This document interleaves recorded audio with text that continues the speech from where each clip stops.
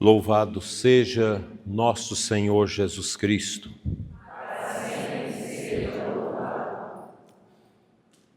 Amados diáconos que nos ajudam nesta noite aqui na nossa liturgia, diácono Alaércio, diácono permanente, diácono transitório Gabriel, nosso seminarista Márcio, queridos noivos Mateus e Daniele, queridos pais, familiares, padrinhos e amigos.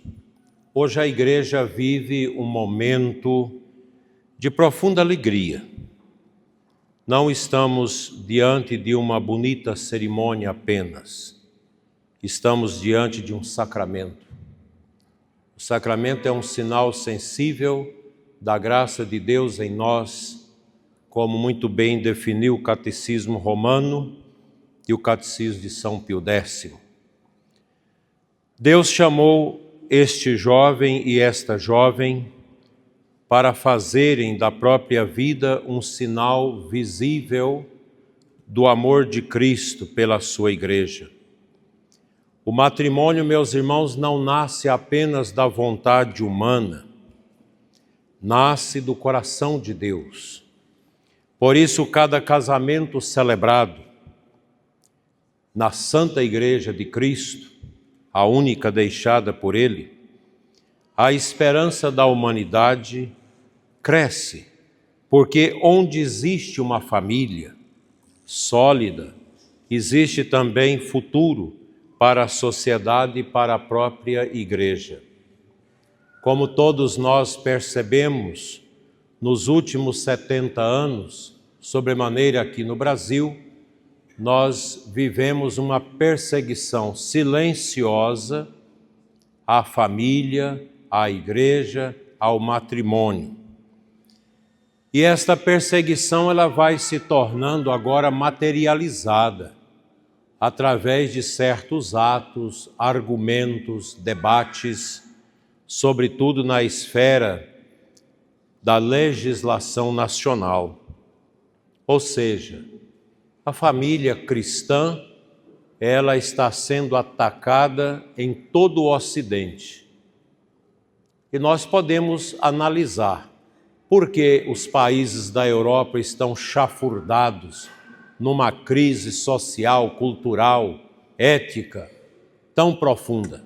E por que o Brasil também está engajado nesse processo de sofrimento, de pecado, de miséria, de falta de valores, de bons costumes, porque a família está sendo atacada. A família está sendo perseguida. O marxismo cultural ou o comunismo nasceu já no século XIX com o intuito de destruir a família e a igreja para ser implantado o sistema ateu nos nossos países.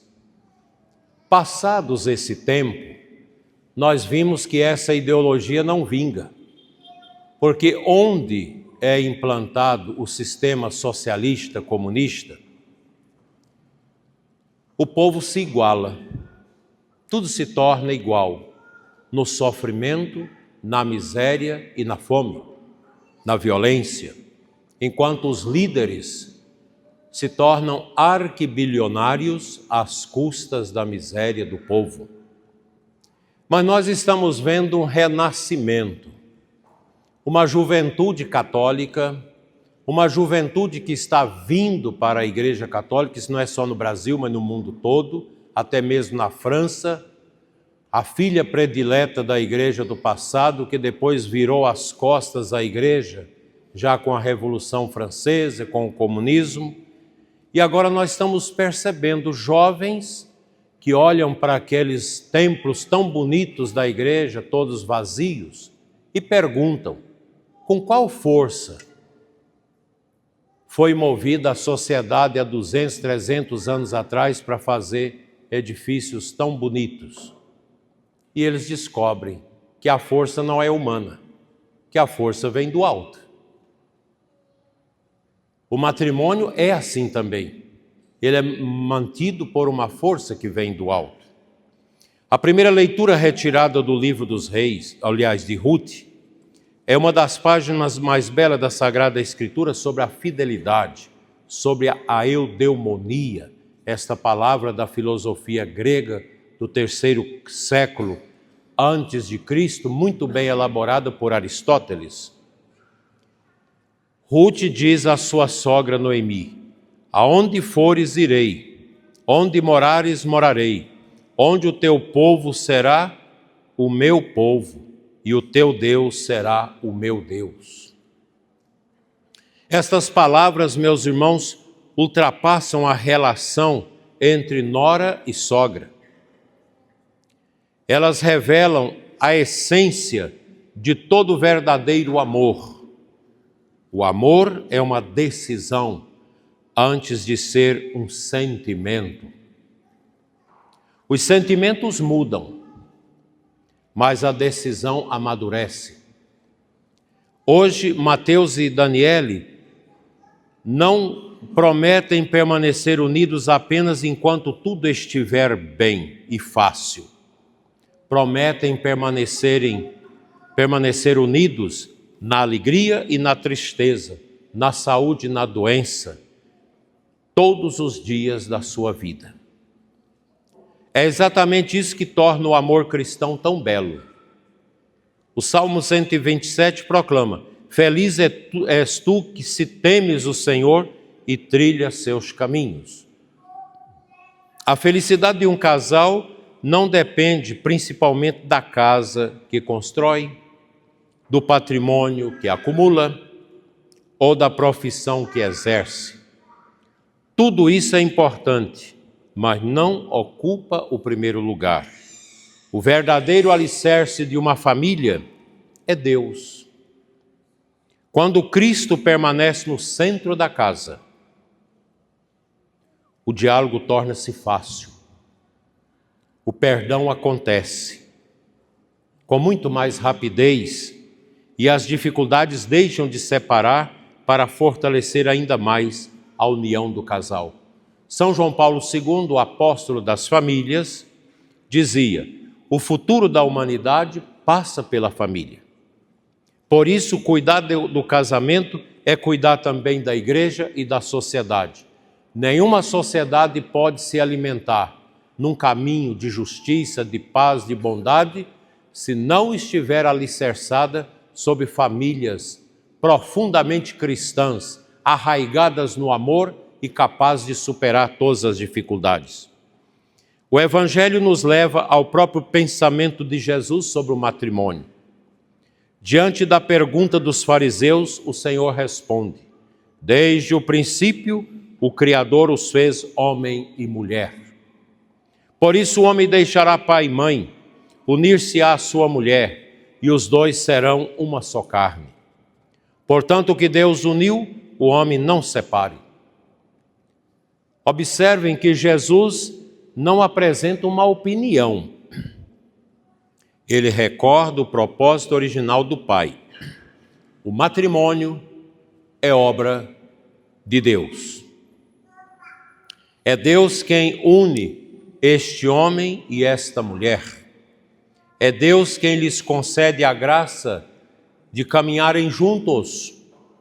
É Deus quem fortalece o amor quando chegam as provações. A igreja, iluminada pela palavra de Deus, ensina que o matrimônio possui propriedades essenciais que nenhum casal pode modificar.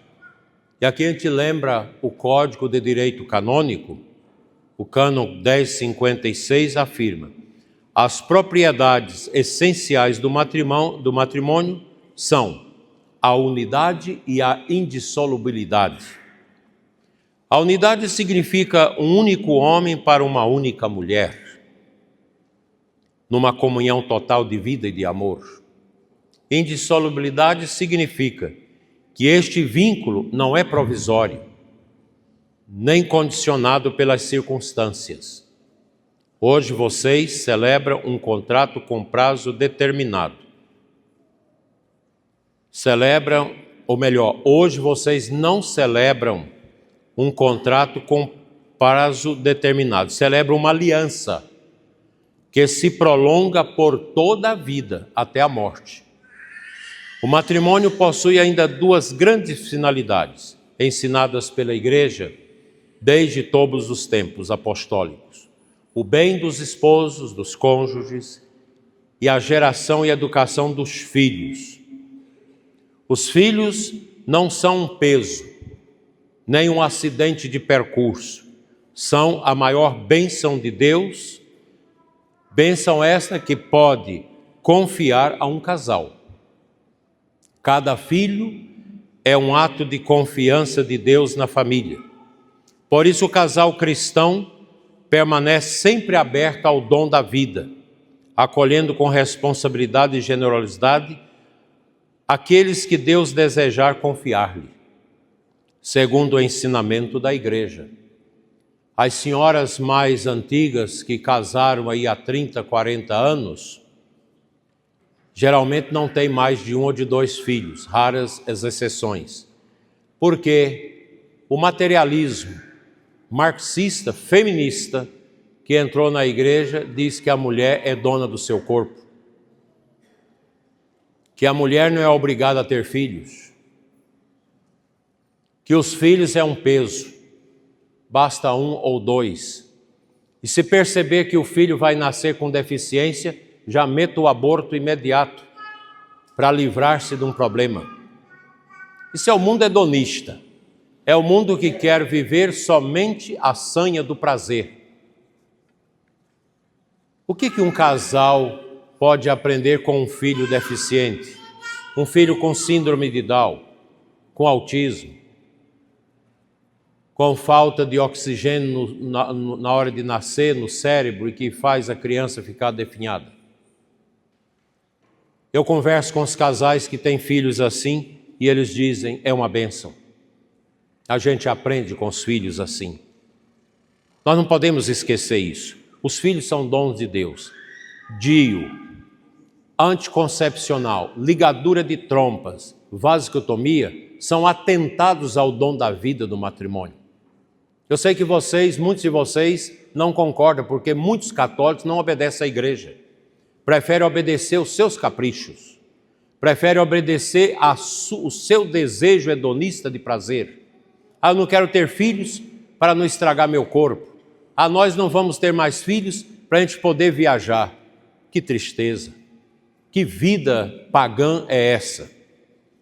O matrimônio tem sentido e é a partir da cruz de Cristo. A cruz, plantada no consentimento do homem e da mulher, dá o verdadeiro e real sentido ao casamento. Assim, meus irmãos, Deus continua escrevendo o seu amor pela história. Um pai e uma mãe é chamado a morrer um para o outro e para os filhos. Mesmo que sejam muitos filhos com toda a dificuldade, mas Deus dará os caminhos para que estes filhos cresçam na obediência, no respeito.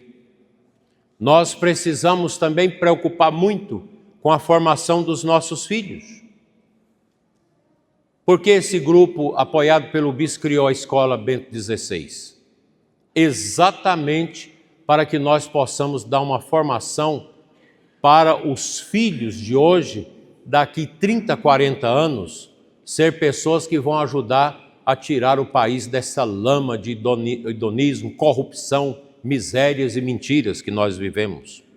Ninguém muda o Brasil se não for pela educação, mas essa educação que nós temos, que nós estamos vendo por aí, uma educação, inclusive os parâmetros governamentais, não sei se chega a 10% de ciência. O resto é militância esquerdista dentro das salas de aula. Uma vergonha. Muitos católicos metidos nisso. E os católicos que estão dentro da educação, que querem manter a sua fé, são discriminados, são perseguidos, porque o mundo hoje é assim. Mas nós só vamos vencer isso educando os nossos filhos numa educação clássica, numa educação acompanhada, religiosa, o latim, o bom português, a poesia, a literatura consistente, e nessas porcarias que nós estamos vendo aí, com Paulo Freire e companhia, com todas essas misérias educacionais que nós estamos vendo, com toda essa pedagogia de Paulo Freire, a pedagogia do oprimido, que tem sido renegada em todos os países, mas aqui no Brasil é a água que se bebe na educação. Eu não me importo com você, professor, que discorda do que eu estou falando, porque eu tenho fundamento, porque eu estudei isso. Já há 15 anos estou estudando a realidade do Brasil, a realidade filosófica que nos manda. E eu tenho propriedade pessoal para dizer isso. Eu sei que os padres não podem dizer isso, mas eu posso. Muitos bispos não têm coragem de dizer essas coisas, mas eu digo em consciência, sob peso de pagar diante de Deus, sob a responsabilidade de não pregar a verdade. Porque a verdade deve ser dita de cima dos telhados. Goste ou não goste, a verdade precisa ser anunciada. Nosso Senhor morreu por causa da verdade. Muitos sacerdotes no Brasil foram perseguidos, como o bispo Dom Vital, no Recife, que foi morto, assassinado, tempos atrás, por causa da verdade. Um sacerdote, o missionário de Deus, nunca pode ter medo de sonegar a verdade, por medo, porque vai ter perseguição. Doa em quem doer. A verdade precisa ser dita do alto dos telhados. Mateus e Daniele, permitam-me fazer 3 conselhos a vocês. Vou oferecer-lhes 3 conselhos. Primeiro, nunca deixe de rezar juntos. Muitos de vocês, casais aqui, nunca rezaram juntos. Ele reza, eu rezo. Reza junto. Vocês escutaram o diácono proclamar o evangelho aqui? Um só coração, uma só carne? Se vocês realizam o ato íntimo de vocês sexual juntos, por que não pode rezar juntos? Família que reza unida permanece sempre unida. O casal que reza junto aprende a enfrentar unido as dificuldades. Segundo, nunca permita que o orgulho permaneça mais tempo do que o amor no coração de vocês. Aprendam a pedir perdão e a perdoar rapidamente. Terceiro, nunca deixe a Santa Missa Dominical. A Eucaristia alimentará o mesmo amor que hoje vocês colocam sobre este altar. São João Crisóstomo, no século IV, aconselhava os esposos assim: faze da tua casa uma pequena igreja. Que o lar de vocês seja um lugar onde Deus seja amado e onde todos encontrem a verdadeira paz. Hoje, ao pronunciarem o sim diante do altar de Deus, vocês não estarão apenas respondendo a um ao outro, estarão respondendo ao próprio Deus. Esse sim será repetido todos os dias, nas pequenas atitudes da vida, no diálogo, na paciência, no trabalho, na educação dos filhos, no cuidado mútuo, na fidelidade e na oração. O verdadeiro amor não se constrói apenas com grandes gestos.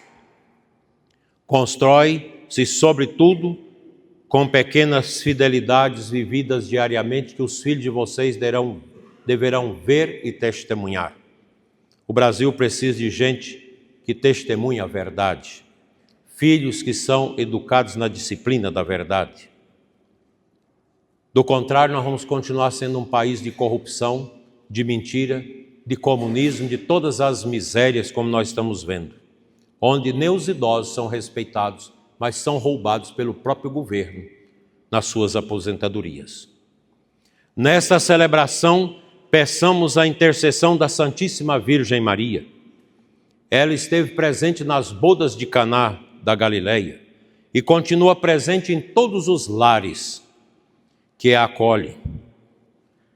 Que Nossa Senhora ensine este novo casal a repetir diariamente a sua palavra de confiança: fazei tudo o que ele vos disser.